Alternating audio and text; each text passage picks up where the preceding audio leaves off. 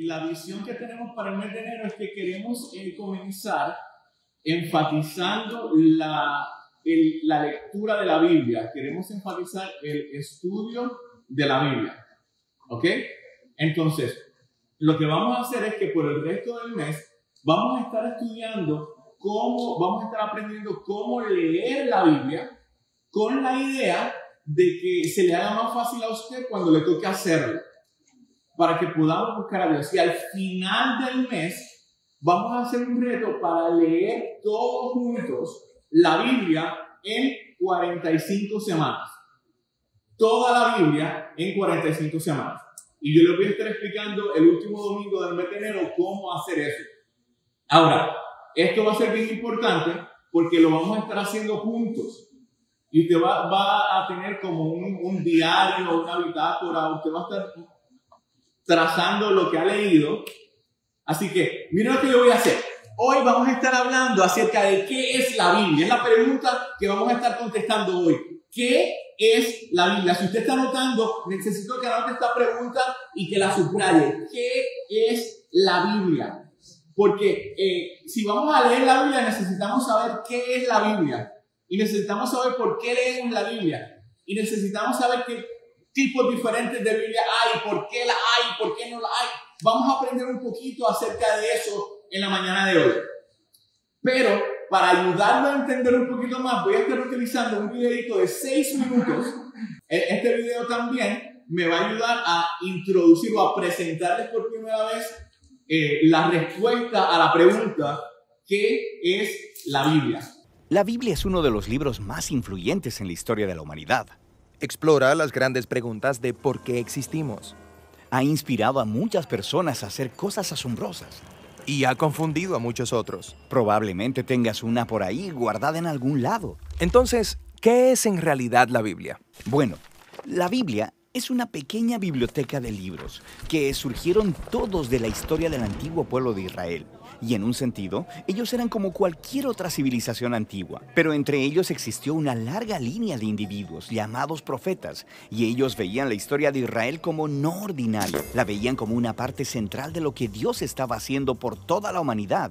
Y estos profetas eran genios literarios. ¿En serio? Sí, ellos usaban de manera experta el lenguaje hebreo para escribir narrativas épicas y poesía muy sofisticada. Eran maestros de la metáfora y de la narrativa y utilizaron estas técnicas para explorar las preguntas más complicadas de la vida acerca de la muerte y la vida, las luchas del ser humano. Así que hay muchos autores diferentes que contribuyeron en escribir este libro. Sí, y estos textos fueron producidos en un periodo de más de 1000 años, empezando con los orígenes de Israel en Egipto hasta su reino y su primer templo, pero eventualmente fueron conquistados por los babilonios, quienes se los llevaron al exilio. Luego, en un momento crucial de su historia, muchos israelitas regresaron a su tierra, construyeron el segundo templo, reformaron su identidad, y es aquí cuando las escrituras judías empezaron a tomar la forma en que las tenemos hoy en día. Está bien, la Biblia judía. ¿Qué hay en ella? En hebreo se llama por un acrónimo conocido como Tanakh. La T es por Torah, a veces llamada la ley. Esto es, los primeros 5 libros con la historia del nacimiento de Israel. La N es por Nevi'im, una palabra hebrea para profetas. Y esta sección consiste de los libros históricos que cuentan la historia de Israel desde el punto de vista de los profetas. Luego tienes los libros poéticos de los mismos profetas. La K es por Ketuvim, una palabra hebrea para escrituras. Esta es una colección diversa de libros poéticos, libros de sabiduría y más narrativa.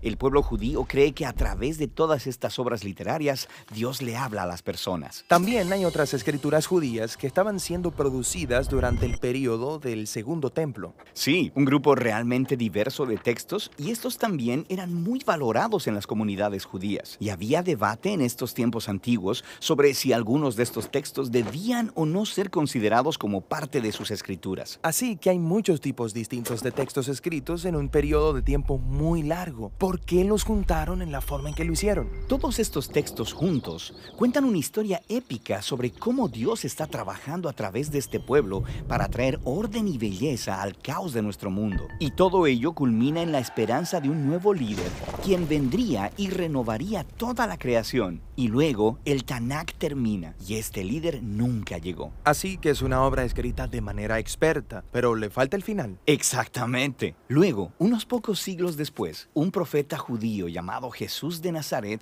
entra en escena. Él decía que estaba continuando la historia del Tanakh. Así que Jesús hizo un montón de cosas geniales. Fue asesinado y sus seguidores decían que él había resucitado de los muertos. Sí, dijeron que Jesús era ese líder tan esperado, quien restauraría el mundo. Así que sus seguidores más tempranos, llamados apóstoles, compusieron nuevas obras literarias acerca de la historia de Jesús. Las llamaron Buenas Nuevas o Evangelios. Formaron un registro llamado Hechos acerca de cómo el movimiento de Jesús se extendió fuera de Israel y luego hicieron circular cartas a diferentes comunidades de Jesús por todo el mundo antiguo. ¿Y ellos consideraban estos escritos como parte de las Escrituras? Sí, los apóstoles escribieron todo esto como el cumplimiento de la historia épica que se encuentra en el Tanakh y estaban continuando con el genio literario de la tradición judía. También creían que Dios le estaba hablando a su pueblo a través de estos textos, al igual que por las escrituras de Israel. Así que esto es el Antiguo y Nuevo Testamento. Pero, ¿qué pensaban los primeros cristianos acerca de la literatura adicional durante el Segundo Templo? Grupos diferentes tenían diferentes puntos de vista acerca de algunos de estos libros, pero sabemos que leían y valoraban estos textos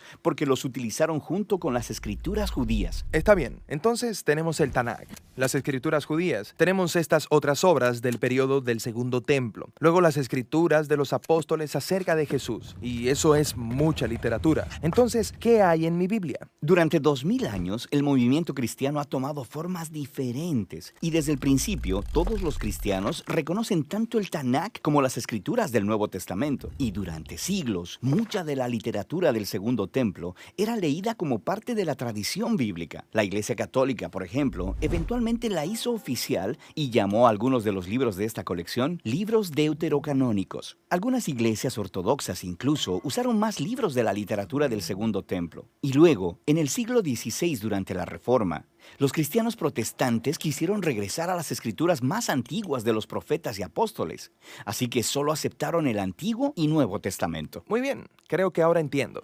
Pero ¿cómo es que una colección de libros producida en un periodo de más de 1000 años por todos estos autores diferentes dice una misma historia? Esta es la pregunta que responderemos en nuestro próximo video.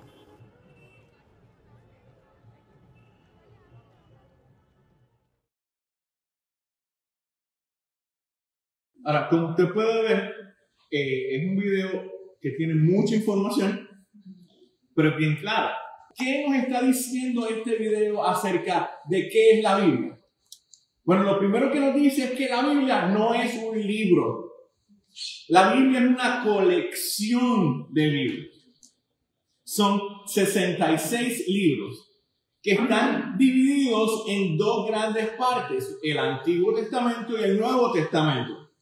Ahora, lo que nos comienza a describir de la Biblia este video, o para poder entender la Biblia un poquito más, necesitamos comprender que la historia de la Biblia comienza como parte de la historia de Israel.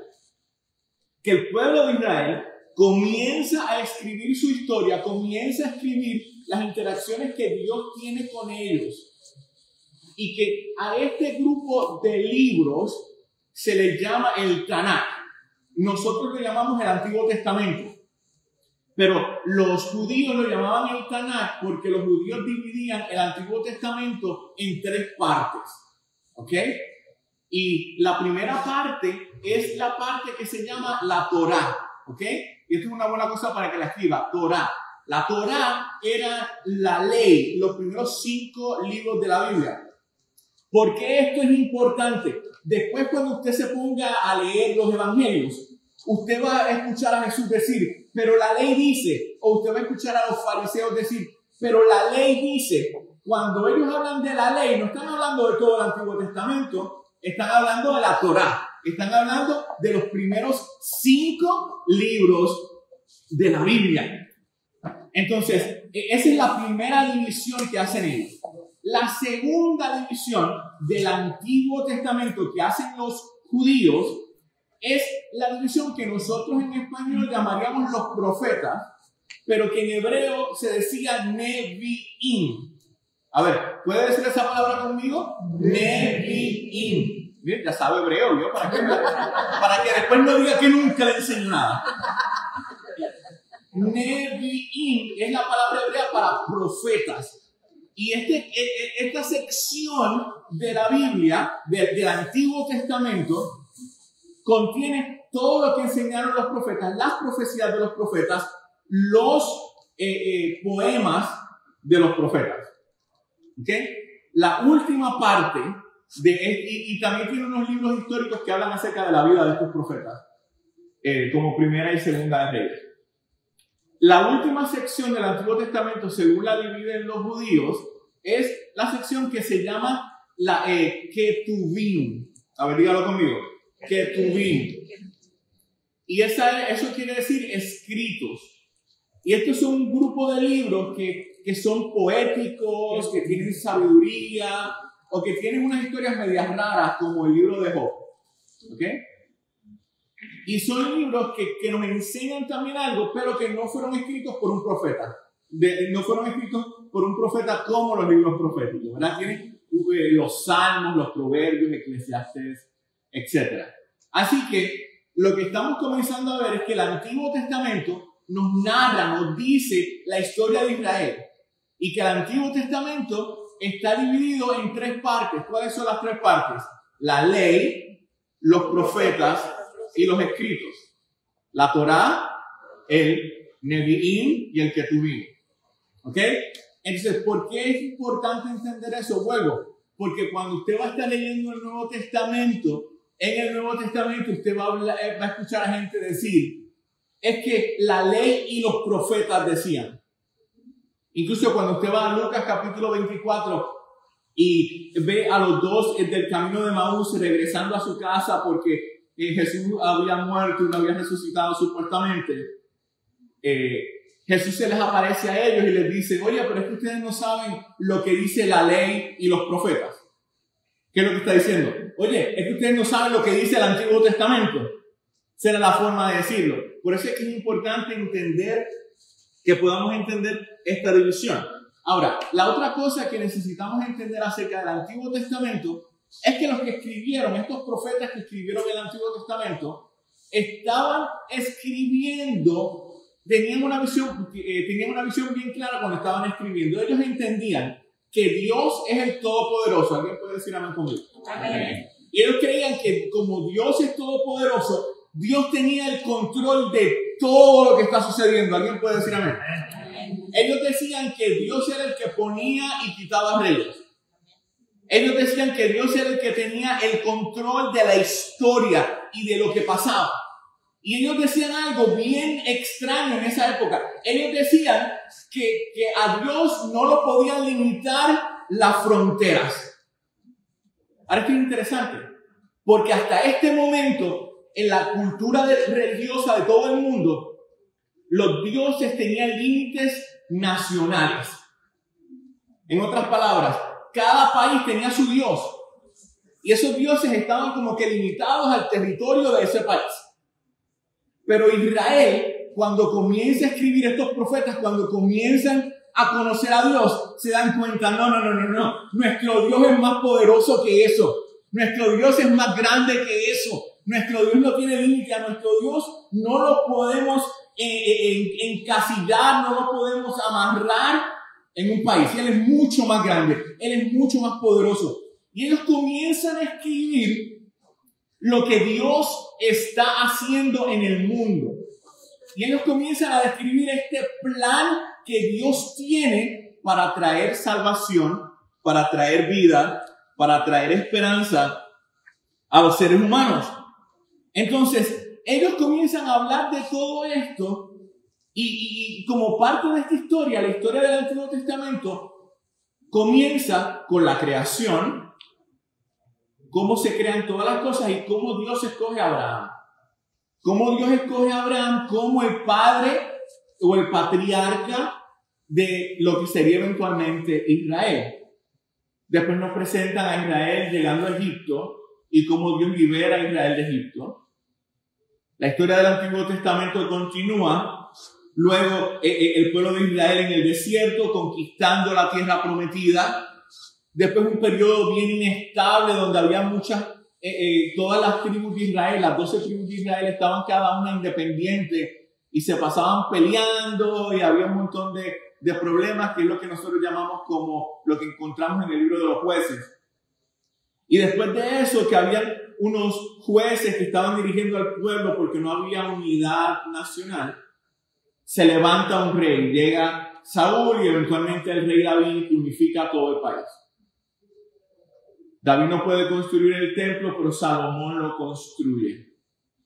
Y aquí llega la época de oro de la historia de Israel, donde están en toda su gloria, donde tienen el terreno más grande que jamás tuvieron en la historia, donde están experimentando la bendición de Dios. Pero después de Salomón, empezando por Salomón, comienzan a pecar. Y Dios les comienza a advertir a través de estos mismos profetas y comienza a decirles, oigan, ustedes están pecando hoy. Y si no se arrepienten, les va a ir mal, pero si se arrepienten, les va a ir bien. Entonces, los profetas en el Antiguo Testamento no predecían el futuro. Déjame decirle lo que les va a pasar en el 2021. Va a ser un año de bendición y te van a ganar un carro. Ese no era el tipo de profeta bíblico, ¿ok? El tipo de profeta bíblico era el que decía, mira lo que está pasando hoy y a la luz de lo que tú estás haciendo hoy, déjame decirte lo que te va a pasar. Si tú estás viviendo para Dios hoy, Dios te va a bendecir en el futuro. Si tú estás viviendo lejos de Dios hoy, si tú estás viviendo en pecado hoy, no te va a ir bien en el futuro, así que arréglate ahorita, arrepiéntete. Ese era el mensaje de los profetas. Pero Israel no escuchó el mensaje de los profetas y después de muchísimo tiempo, Dios los castiga al sacarlos de la tierra. Ese momento en la historia del pueblo de Israel se llama el exilio. Dios los saca de la tierra, los corren, los echan. Los puertorriqueños dirían los botan. ¿Ok? Los sacan de la tierra prometida y ellos terminan de esclavos en Babilonia. Y en este tiempo en Babilonia pasa muchísimo tiempo. Pasan 70 años en Babilonia, esclavos. Cuando de repente hay un cambio político, a Babilonia la conquista otro imperio que se llama Persa, y de repente al pueblo de Israel lo dejan regresar a la tierra prometida.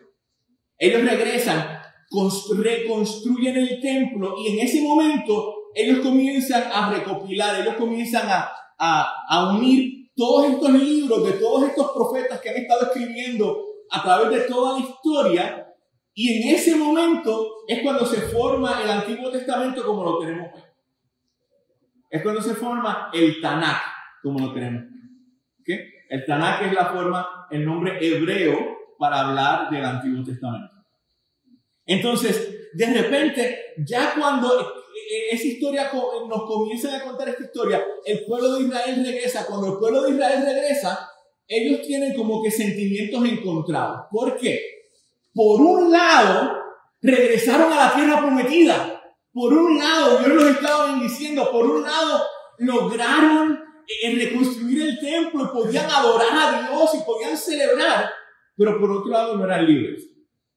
Todavía estaban siendo oprimidos por el imperio persa. Todavía no eran una nación independiente. Todavía hasta cierto punto eran esclavos.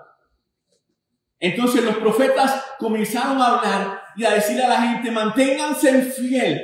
Cuando las cosas estén difíciles, manténganse fiel. Aunque todavía sean esclavos, manténganse fiel. Pero ¿por qué nos vamos a mantener fiel si somos esclavos de esta gente? Miren, manténganse fiel porque va a llegar un Señor. Este Señor va a ser un gran líder. Y este líder nos va a libertar de la opresión de toda esta gente y va a hacer que el reino de Dios se establezca en la tierra. Y a este gran líder, que incluso los profetas dijeron, iba a ser más grande que Moisés mismo, a este gran líder, ¿sabe cómo lo llamaron? El Mesías. El Mesías. Ahora, ¿por qué esa palabra es importante? Porque es una palabra hebrea que quiere decir el ungido, el líder enviado por Dios. Pero ¿por qué la palabra Mesías es importante? Porque la palabra Mesías en hebreo es la misma palabra Cristo en griego. La misma palabra. Entonces, el Antiguo Testamento termina diciéndonos a nosotros, va a llegar un líder, va a llegar un Mesías que nos va a libertar. Dios va a enviar a alguien que nos va a libertar de la opresión, que va a traer vida, que va a traer libertad, que va a traer esperanza, que va a traer salvación. Y cuando ese líder llegue, todas las naciones, dice el Antiguo Testamento, todas las naciones van a correr a donde Él y van a poder ser salvas y van a poder experimentar la gloria de Dios y vamos a ver al reino de Dios establecido en la tierra. Suena genial, ¿verdad? Pero el Antiguo Testamento termina sin que este personaje llegue. El Antiguo Testamento termina esperando al Mesías, pero que sin que el Mesías llegue. 400 años después, aparece Jesús. Comienza a predicar y comienza a decir que el reino de los cielos se ha acercado. Comienza a decir que Él es el que está cumpliendo la profecía del Antiguo Testamento que hablaba de un Mesías que había de venir. Jesús comienza a hacer milagros y a manifestar el reino de Dios en la tierra. Pero lo matan. Y cuando todo el mundo pensaba que se acababa todo, resucita. Y de repente los apóstoles, que fueron los que lo vieron, que fueron los que estuvieron con Él cuando Él estaba en su ministerio en la tierra, de repente los apóstoles, que fueron también los que lo vieron resucitado, dicen, entonces, ahora nosotros entendemos, Jesús verdaderamente es el Mesías, Jesús es verdaderamente Cristo, Jesús es verdaderamente este líder que Dios iba a enviar para traer vida, para traer salvación, para traer libertad. Jesús es el líder que estábamos esperando. Y entonces los apóstoles comienzan a hacer lo que los profetas hicieron en el Antiguo Testamento. Los apóstoles comienzan a escribir la vida de Jesús en unos libritos que no son una biografía, pero que es bien parecido a una biografía, que ellos llamaron las buenas nuevas. En griego se llamaba Evangelion. ¿Puede decir esa palabra conmigo? Evangelion. Ya le enseñé hebreo y griego para que vean, ¿ves? Y de esa palabra griega, Evangelion, es de donde sacamos la palabra en español, evangelio. Y lo que quiere decir es buenas noticias. Ellos comenzaron a escribir las buenas noticias de quién era Jesús para confirmar, para clarificar, para establecer que lo que Jesús vino a hacer no era algo diferente, que Jesús venía a cumplir el plan que Dios había puesto en marcha desde el libro de Génesis. Que Jesús viene a cumplir el plan de Dios desde el principio. Que Jesús era el Salvador. Dios le había prometido a Abraham, a través de un descendiente tuyo, todas las naciones, todas las etnias, todos los grupos étnicos del mundo van a ser bendecidos. Y fue a través de Jesús, hijo de Abraham, que todas las naciones del mundo pueden ser bendecidas. Jesús cumple. Es el cumplimiento de todo lo que ocurrió en el Antiguo Testamento. En el Antiguo Testamento usted siempre va a encontrar a Jesucristo prefigurado. Y si usted no lo encuentra, lo está interpretando mal porque está allí. Porque Jesucristo es el cumplimiento de todo lo que dice el Antiguo Testamento. Todo el Antiguo Testamento nos está llevando, nos está apuntando a una dirección, a la persona de Jesús el Cristo, de Jesús el Mesías, de Jesús el ungido, de Jesús aquel que había sido prometido por Dios para traernos libertad y llevarnos al Padre. Y ellos comienzan a escribir. Y luego los apóstoles comienzan a escribir un libro de historia donde nos comienzan a narrar cómo la iglesia sale de Jerusalén y se esparce por todo el imperio romano. Y ese libro lo llaman el libro de los Hechos. Y después, cuando comenzaron a formarse iglesias o comunidades de Jesús a través de todo el Imperio Romano y en otros países que no eran parte del Imperio Romano, los apóstoles comenzaron a escribir cartas porque no había Facebook Live y no habían celulares, no habían teléfonos, y ellos, para comunicarse con todos los demás cristianos, comenzaron a escribir cartas. La iglesia comenzó a recopilar estas cartas, y de estas cartas y de estos evangelios y de este libro de historia es de donde sacamos el Nuevo Testamento. Entonces, la Biblia nuestra tiene dos divisiones grandes: el Tanakh o el Antiguo Testamento y los escritos de los apóstoles o el Nuevo Testamento. Y esas dos grandes colecciones de libros juntas forman nuestra Biblia hoy. Ahora, ¿por qué estamos hablando de esto? Porque si usted no entiende cuál es la historia grande de lo que la Biblia cuenta, cuando la lea no la va a entender, o se le va a hacer más difícil entenderla, o peor, la puede hasta malinterpretar. Entonces, como la Biblia es la palabra de Dios que nos muestra esta historia de redención desde Génesis hasta Apocalipsis, necesitamos entender que aunque la Biblia es una colección de libros, cuenta una sola historia. Cuenta la historia de cómo Dios nos ama tanto que nos desea salvar.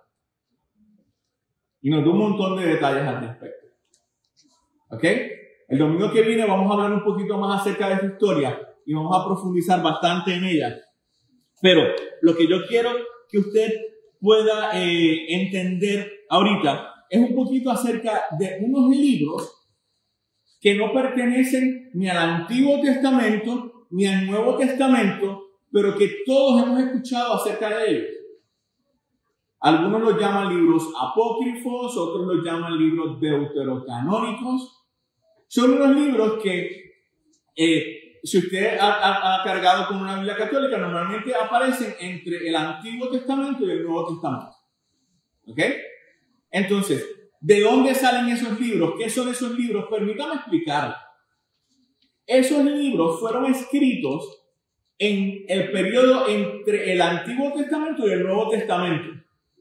Ese periodo entre el Antiguo Testamento y el Nuevo Testamento se llama el periodo del Segundo Templo, o otra gente lo llama el periodo intertestamentario. Vamos, intente decir esa palabra 3 veces rápido, ¿verdad? El periodo intertestamentario. Ok, entonces en ese tiempo, en ese periodo del Segundo Templo, hubo un montón de gente que comenzó a escribir.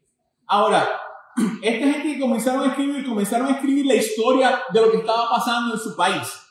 Comenzaron a escribir lo que ellos entendían que Dios estaba haciendo, pero desde el principio ni los mismos judíos ni eventualmente los mismos cristianos estaban de acuerdo en si esos libros eran parte de la palabra de Dios.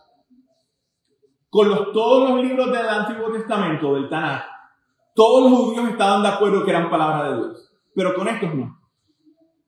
Y después, cuando la iglesia se forma, toda la iglesia estaba de acuerdo en los libros del Nuevo Testamento, pero con estos no. Había unos que decían que sí, otros que decían que no.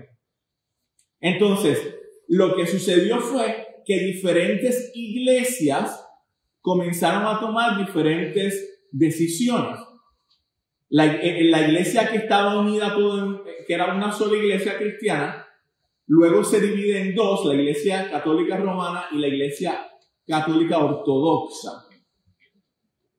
Y ellos ambos escogen diferentes de esos libros deuterocanónicos y los incluyen como parte de la Biblia. Pero cuando en la Reforma Protestante en el siglo XVI, la iglesia dice, pero es que los primeros cristianos no los leían. Los primeros cristianos leían esos libros como historia, pero no como palabra de Dios. Así que los reformadores protestantes dijeron, no, la Biblia es nada más Antiguo Testamento y Nuevo Testamento, porque eso era lo que los primeros cristianos leían. Eso era lo que los primeros cristianos creían. Así que lo vamos a limitar al Antiguo Testamento y al Nuevo Testamento. Y hablamos de esto porque yo sé que algunos de ustedes a lo mejor se han preguntado de dónde salen estos libros o qué son. Y también les va a ayudar por si acaso alguien les pregunta en el futuro. Y yo sé que esto es mucha información, pero este video va a estar disponible también en Facebook y usted lo puede mirar para repasar lo que estamos hablando en la mañana de hoy. Ahora, yo quiero que usted entienda algo. Estos libros entre medio de los dos testamentos, estos libros deuterocanónicos, tienen un valor histórico, tienen un valor de la historia de Israel, pero no son palabras de Dios. Entonces, no hay nada malo que usted los lea, pero usted los tiene que leer como usted lee cualquier otro libro. Usted tiene que agarrar lo bueno y soltar lo malo porque no son palabras de Dios. La palabra de Dios, la Biblia, es el Antiguo y el Nuevo Testamento. ¿Ok? Ahora, ya dicho eso, la pregunta entonces que nos debemos de hacer nosotros es ¿dónde fue que se escribió la Biblia? ¿Cuánta gente escribió la Biblia? Bueno, permítame clarificar. La Biblia fue escrita en 3 continentes diferentes. Fue escrita en África, fue escrita en Asia y fue escrita en Europa. ¿Ok? Desde Génesis hasta Apocalipsis se tomó para escribir la Biblia aproximadamente 1500 años. O sea que desde que se empezó a escribir el Génesis hasta que se terminó de escribir, por decirlo así, el Apocalipsis, el último libro de la Biblia, no fue el Apocalipsis el último libro que se escribió, pero para que me entiendan. Desde que se escribió el primer libro del Antiguo Testamento hasta el último del Nuevo Testamento, pasaron 1500 años. Ahora, la pregunta es, ¿quién escribió la Biblia? ¿Quién escribió la Biblia? Me viene a decir que el Espíritu Santo eso es trampa, porque sí, fue el Espíritu Santo lo inspiró. Entonces fueron 40 personas que escribieron la Biblia en un periodo de 1500 años en 3 continentes diferentes, África, Asia y Europa. ¿En qué idioma? ¿En español? ¿En inglés? No. El Antiguo Testamento fue escrito en hebreo. El Nuevo Testamento fue escrito en griego. Y 2 o 3 lugares en Daniel y 2 o 3 lugares en los evangelios tienen arameo. Y el arameo era como el Spanglish de nosotros. ¿Ok? El arameo era una mezcla de hebreo con otros idiomas. ¿Ok? Entonces, la Biblia fue escrita en esos idiomas. Lo que nosotros tenemos delante entonces es una traducción del original. Tenemos una traducción del original. Y nosotros tenemos copias del documento en hebreo y en griego que datan de muchísimos años, de bien cerca de cuando fueron escritos, que corroboran. Incluso lo interesante era que por muchos años la gente que teólogos, historiadores decían, no, la Biblia, esos fueron cosas que se inventaron la gente con el tiempo y que le añadían aquí, le añadían allá y era como si fuera una compilación de historias que la gente se inventó. Porque es imposible que un libro se mantenga tantos años sin que alguien le cambie algo, decían ellos. Pues ¿sabe qué? Hace menos de 60 años, bueno, quizás un poquito más como en los 40, en 1947 o algo así por ahí, un pastor de ovejas se le perdió una oveja al sur de lo que hoy es Israel, y buscando la oveja se encuentra con una cueva. Y en esa cueva encuentra unas vasijas de barro llenas de rollos, de papiros, con copias del Antiguo Testamento que databan de casi el año 300, o digo, más cerca de como el año 200 después de Cristo. Las copias más antiguas del Antiguo Testamento que habían encontrado, y cuando las compararon con el Antiguo Testamento de nosotros, ¿sabe qué se dieron cuenta? Que era igualito. Era igualito. Que a través de los años la palabra de Dios no se había cambiado, que se mantenía la misma. ¿Y por qué? Porque la palabra de Dios es la palabra de ¿quién? De Dios. y Dios la cuida, ¿verdad? Dios se ha asegurado que nosotros recibamos la Biblia como Él quería que nosotros la recibiéramos para que lo pudiéramos conocer. Porque no hay otra forma de conocerlo. Ahora, ¿sabes por qué la palabra de Dios es tan importante? ¿Sabes por qué nosotros llamamos a la Biblia palabra de Dios? Porque la Biblia nos habla, la Biblia es palabra de Dios porque la Biblia nos habla acerca de la palabra de Dios. ¿Quién es la palabra de Dios? La Biblia dice en Juan capítulo 1, verso 1, en el principio era el Logos, la palabra, el verbo, la palabra de acción de Dios. En el principio era el verbo era con Dios, el verbo era Dios. Desde el principio la palabra de Dios estaba obrando. Desde el principio la palabra de Dios existía. Y la palabra de Dios, Jesús, se hizo hombre y habitó entre nosotros. Entonces es porque la Biblia nos enseña acerca de Jesús. Es porque la Biblia nos enseña acerca del Mesías. Es porque la Biblia nos enseña cuál es ese plan de Dios que culmina con la llegada de nuestro Salvador. Que nosotros podemos agarrar la Biblia y decimos que tenemos la palabra de Dios. Porque la Biblia nos enseña acerca de Jesús. De quién es Jesús. Y de lo que sucede cuando nosotros ponemos nuestra confianza en Jesús. Porque la muerte no es el final. Porque el cielo no es el final. Póngase a pensar un momento en esto. Porque a veces nosotros hablamos, recibe a Jesús en tu corazón para que te vayas al cielo. Qué bueno que te vayas al cielo, pero el cielo no es el final. Apocalipsis capítulo 21 y 22. ¿Cuál es el final? El cielo nuevo y la tierra nueva. Un mundo recreado, donde no hay maldad, donde no hay pecado, donde no hay enfermedad, donde se cumple la oración modelo de Jesucristo, que se haga tu voluntad en la tierra como en el cielo, que venga tu reino. Es un momento donde la Biblia dice que va a haber tanta paz que la oveja se va a sentar con el león y no se lo va a comer el león a la oveja. Que dice que las armas de guerra las van a derretir y que van a ser instrumentos para arar la tierra porque no va a haber necesidad de pelea. Mire, mi amado hermano, el final va a ser un momento tan glorioso que la Biblia dice que no va a haber necesidad ni de sol ni de luna. Porque la presencia del Señor va a ser tan real en ese lugar, en ese momento, cuando estemos nosotros allá con Jesús, que la gloria de Dios lo va a alumbrar todo y no va a haber necesidad de luz. Así es como termina la historia bíblica. Con el pueblo de Dios experimentando la gloria de Dios. Porque nada ni nadie puede detener el plan de Dios. La Biblia es una gran historia. La Biblia es una gran historia. Y nos anima a que nos conectemos con Dios. A que nos unamos al equipo ganador, a que podamos experimentar la gloria de Dios.